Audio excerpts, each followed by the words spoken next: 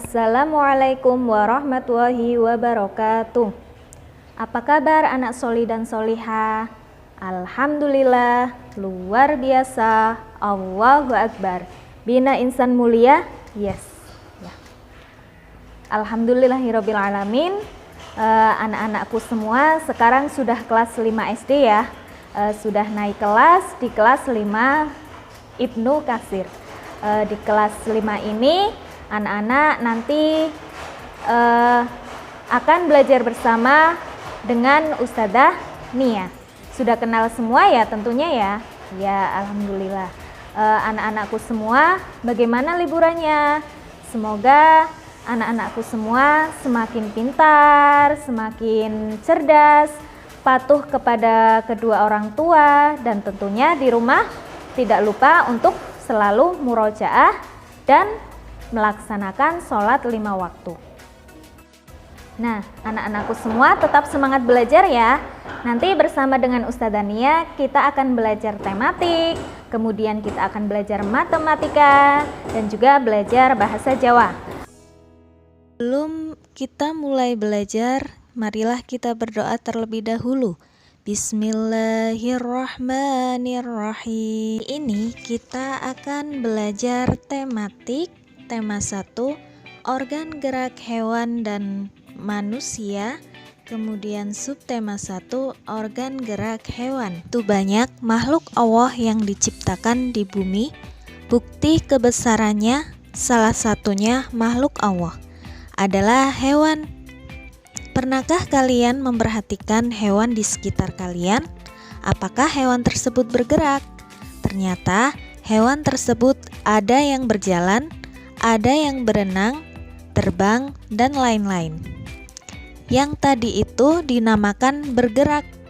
Bergerak adalah salah satu ciri makhluk hidup. Untuk dapat bergerak, hewan-hewan harus memiliki alat gerak. Terdiri atas 2 macam, yaitu alat gerak aktif dan alat gerak pasif. Alat gerak aktif berupa otot dan alat gerak pasif berupa tulang.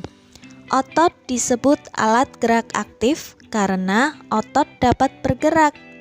Tulang disebut alat gerak pasif karena tanpa adanya gerakan otot, tulang tidak dapat melakukan gerakan.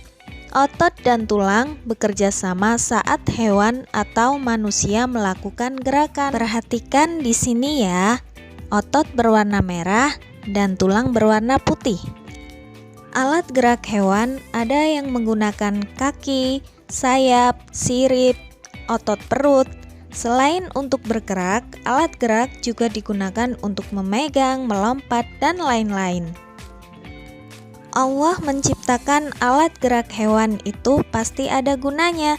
Anak-anak bisa melihat tabel ini atau bisa baca di buku Bupena 5A halaman 7, ada alat gerak hewan dan fungsinya.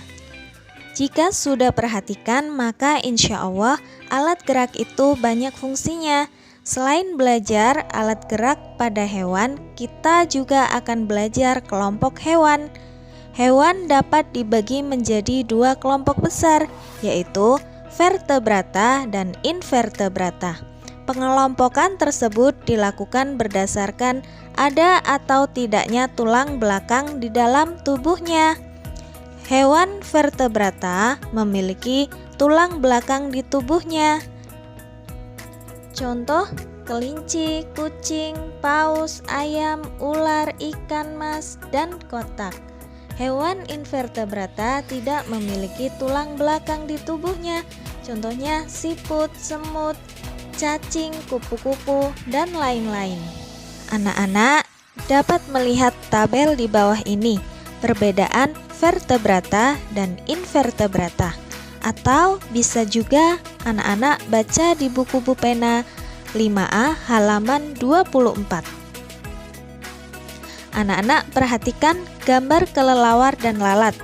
Manakah yang termasuk vertebrata dan invertebrata?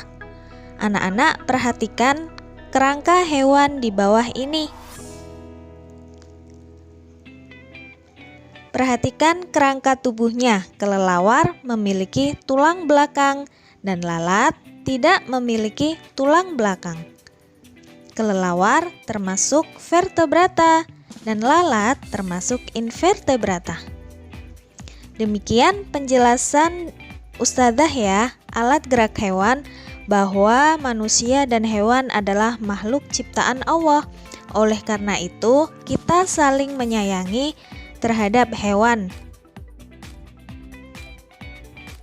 Tidak menyayangi maka tidak disayangi. Mal la yarham la yurham. Barang siapa yang tidak menyayangi maka dia tidak akan disayangi. Hadis riwayat Muslim nomor 2318. Nah, tugas-tugas anak di rumah yaitu mengerjakan Bupena 5A halaman 18 sampai 19. Nomor 1 dan 2. Nomor 3, cukup dengan menggambar salah satu hewan di sekitar, ditandai alat geraknya. Demikian penjelasan dari Ustadzah. Ucap hamdalah. Alhamdulillahirabbil alamin. Wassalamualaikum warahmatullahi wabarakatuh.